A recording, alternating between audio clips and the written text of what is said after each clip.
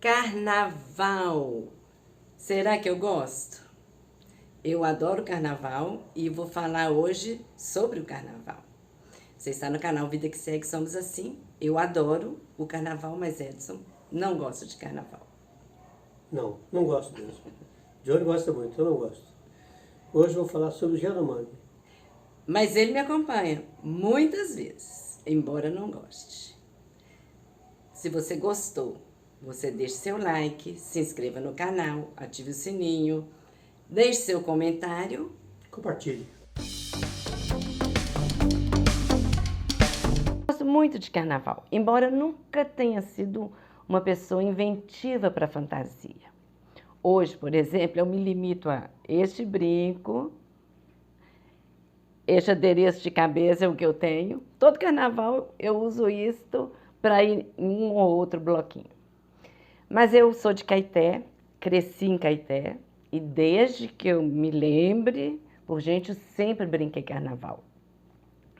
Era carnaval de clube, não tinha carnaval de rua nessa época.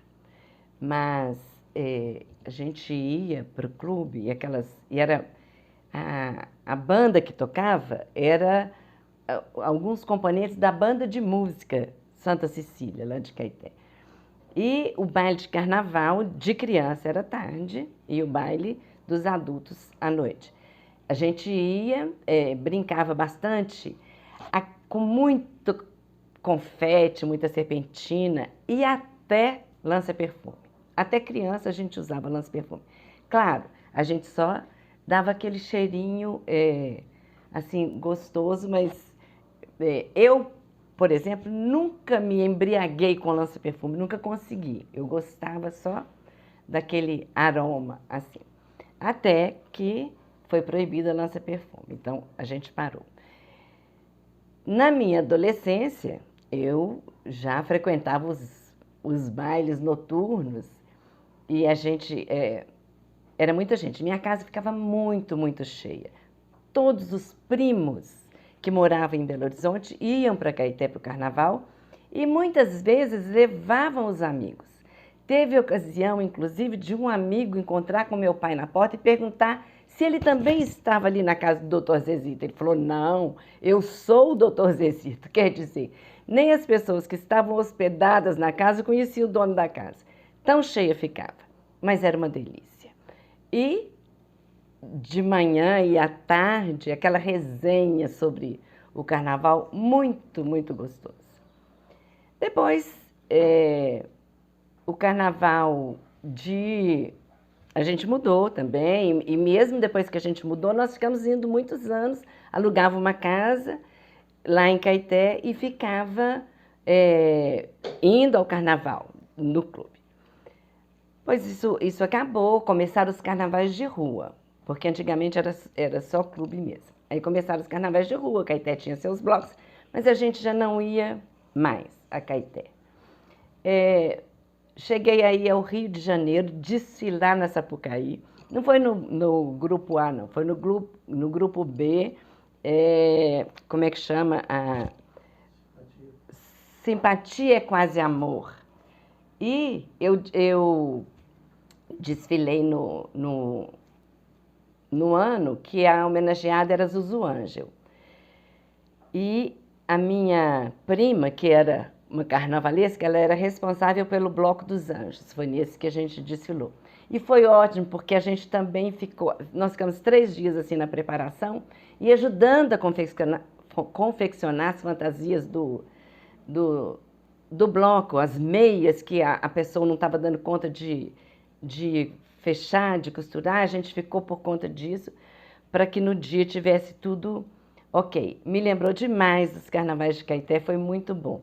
E ainda assisti o desfile da Mangueira, homenageando Chico Buarque. Foi maravilhoso, mas foi bom também para ver o seguinte, valeu uma vez, não precisa mais. Então, voltei outras vezes ao Rio de Janeiro, mas aí em bloquinhos de bairro mesmo. Até que, em 2013, começou o carnaval em Belo Horizonte. A partir de 2010, a juventude cultural estava muito ativa aqui em Belo Horizonte e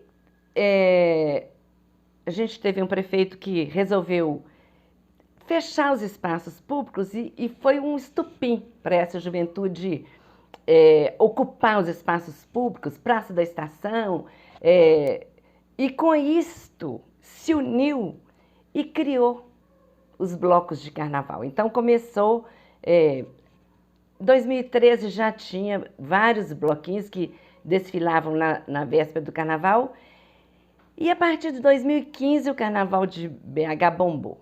Assim, hoje é um carnaval reconhecido, vem pessoas do país inteiro passar o carnaval em Belo Horizonte, que antes, quem não gostava de carnaval vinha para Belo Horizonte, porque aqui não tinha nada, mas hoje é completamente diferente. Cheguei a frequentar alguns blocos logo no início, mas foi ficando tão cheio que hoje eu não dou conta mais. Eu procuro aqueles bloquinhos menores, mais de bairro, mas tem um que eu sempre vou, que chama Todo Mundo Cabe Nesse Mundo, que é um bloco que o idealizador do bloco é uma pessoa, um grande artista de Belo Horizonte, artista plástico, que teve essa doença, então ele vai na cadeira de roda e muita gente com deficiência, muitos cadeirantes, muitas pessoas com qualquer deficiência vão. É muito animado, o circuito é pequeno, um trajeto pequeno, ali perto do Colégio Arnaldo, para quem conhece Belo Horizonte, e muito animado. Este eu vou, é no domingo de carnaval. No mais, eu não dou conta mais de ir.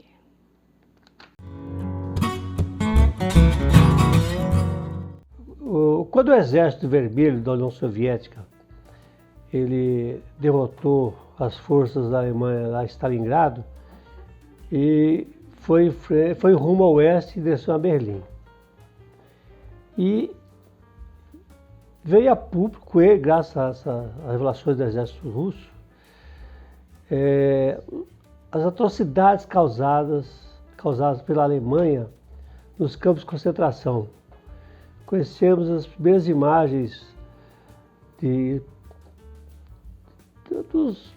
sobretudo judeus presos em campos de concentração, com as figuras esqueléticas submetidas à tortura, à violência, à fome, mortes por inanição, uma tragédia humanitária sem igual.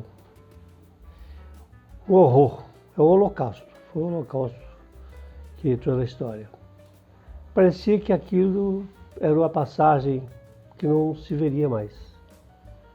No entanto, na Guerra de 90, na Iugoslávia, o horror voltou.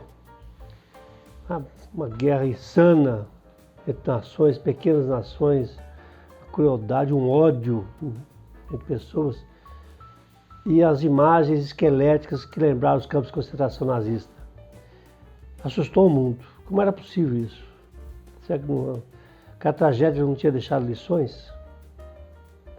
O tempo passou e nos assusta agora, quando vemos as imagens dos índios de Yanomami, submetidos à fome forçada, ausentes de remédios, crianças morrendo esqueléticas, lembrando aquelas imagens terríveis do Holocausto. No Brasil, em terra indígena, onde não deveria ter branco lá, não deveria ter nada, não deveria ter exploração nenhuma. No entanto, foi permitida a invasão de garimpeiros ilegais que destruíram o meio ambiente, jogaram mercúrio, praticamente mataram rios, pequenos rios, eliminaram a produção de alimentos dos índios, a dieta deles, os peixes acabaram. Uma tragédia assim impensável. E as imagens remetem muito àquela tragédia que foi na Europa na Segunda Guerra e depois da Iugoslávia nos anos 90. Como é possível tanta maldade, tanta crueldade, com pessoas indefesas como os índios, indefesas, não tem força nem para pensar como é possível tal crueldade. Um mundo que produziu tanta coisa bonita. Pensasse Verdi, Bach, Saramago, Gabriel Garcia Marques, poeta como Carlos Drummond de Andrade, e o mundo convive com essa crueldade. Como é possível? Impensável, não?